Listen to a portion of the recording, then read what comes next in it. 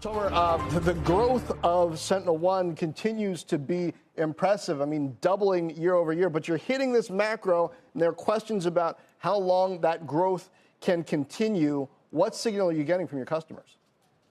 Yeah, I think that, customer intent is definitely there. And you see that, really by the record pipelines that we continue to see quarter after quarter, still delivering, triple digit growth in this macro environment is something that also gives us a lot of confidence in our ability to continue to grow.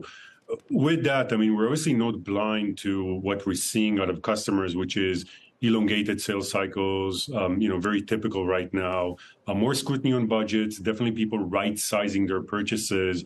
And as we kind of look to the kind of next year, next fiscal year, we want to take a conservative approach as to what growth might look like. And we actually want to anchor more on our profitability and our path to profitability and make sure we hit that no matter what, economic scenario or growth scenario we actually deliver. So to us, that also provides for a better guide. So I wonder, though, looking at this from the investor perspective, what that means. You tend to get, when the analysts come out with notes and people are looking at the multiple that you deserve, a higher multiple because of that strong top line growth. But if you're managing to hit those free cash flow targets that you have for the next fiscal year, and then that operational profitability target that you have for the one after that, how quickly can you grow on the top? Yeah, I think it really is more dependent on market conditions than our own growth. Obviously, we're going to work harder and we're going to do better and we're going to try and grow as fast as we can. But we first and foremost want to make sure that by FY25, we can be a profitable company. And that seems, a reasonable target for us. We don't really care about the multiples at this point in time. We just want to make sure that we continue and hit the envelope of spend that we have. On the flip side, again, we're going to finish this year right around 100% of growth, which is still, massive amount of growth.